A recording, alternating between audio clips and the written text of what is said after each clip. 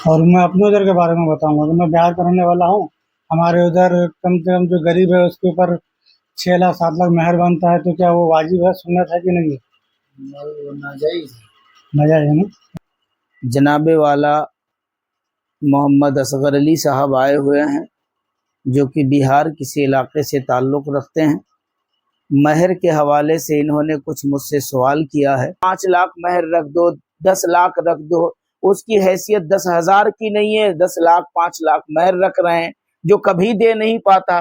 तो बिला वजह ये शौहर को गुनहगार बनाना है, ऐसा करने से गुरेज करना चाहिए। अस्सलामु अलैकुम वरहमतुल्लाहि वबरकातुहू।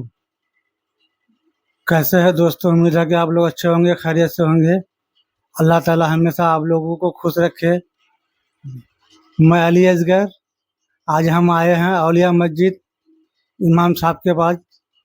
आज हमारा सवाल जवाब होगा महर के सिलसिले से कि ज़्यादा से ज़्यादा कम से कम कितना महर होना चाहिए और कैसे अदा करना चाहिए, कितने दिन में अदा करना चाहिए। और हम अपने उधर के बारे में भी सवाल जवाब करेंगे, हमारे उधर कितना महर रहता है, अदा करता है या नहीं करता है, वो भी आप लोगों को हम बताएंगे।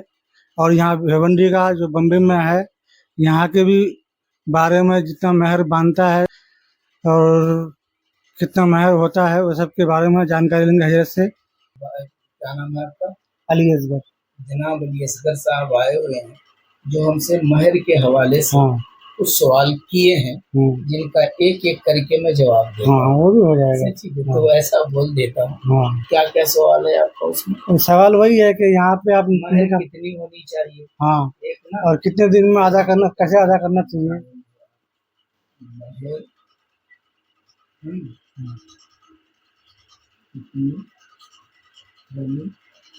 चाहिए कम से कम, ज़्यादा से ज़्यादा, अब और कब देना चाहिए। ठीक है।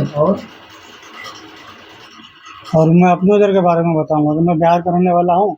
हमारे उधर कम से कम जो गरीब है उसके ऊपर 6 लाख 7 लाख मेहर बनता है, तो क्या वो वाजिब है, सुन्नत है कि नहीं है? नाजायज नाजायज है ना। और एक सवाल है कि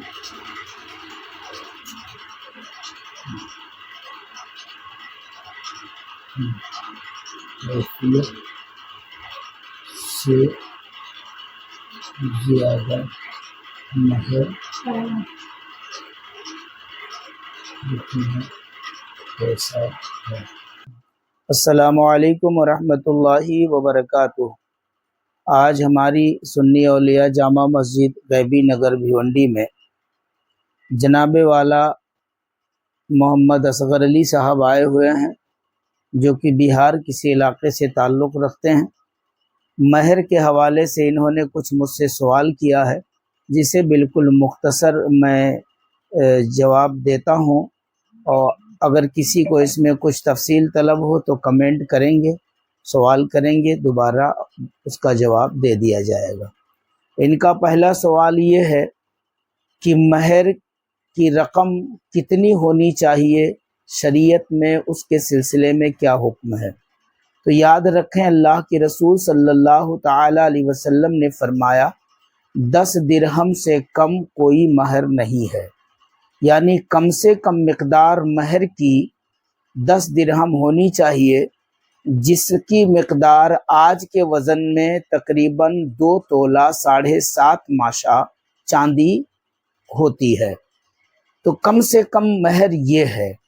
इससे कम अगर कोई करेगा तो गुनहगार होगा और हक़ के महर अदा करने का, ना अदा करने का वो मुजरिम होगा। अब रही बात ज़ियादा की, तो इसमें कई बातें आती हैं। अलग अलग इलाके में अलग अलग माहौल होता है, वो देख कर के लोग महर की रकम रखते हैं। या बाज़ इलाके में ये देखा जाता है कि जिस ख़ानदान की लड़की हम ब्याह रहे हैं, उस ख़ानदान की लड़कियां कितने महर में गई हैं, उसकी माँ कितने महर में आई है, या उसके गांव की लड़कियां कितने महर में गई हैं, ये भी تیسری بات یہ ہے کہ مہر زیادہ رکھنے کے سلسلے میں شوہر کی حیثیت کا خیال رکھا جاتا ہے۔ اگر آپ نے شوہر کی حیثیت کا خیال نہیں رکھا اور اتنی مہر رکھ دیا کہ وہ ادا نہ کر سکے، اتنی مہر رکھ دیا کہ اس سے وہ مشکل ہے ادا کرنا، 4 لاکھ رکھ دیا، 5 لاکھ رکھ دیا، اور جو شوہر دے ہی نہیں سکتا، تو ایسا کرنا زیادتی ہے اور گناہ ہوگا، کیونکہ لڑکی کا وہ حق ہے اور وہ نہ دے سکا تو گنہگار ہوگا۔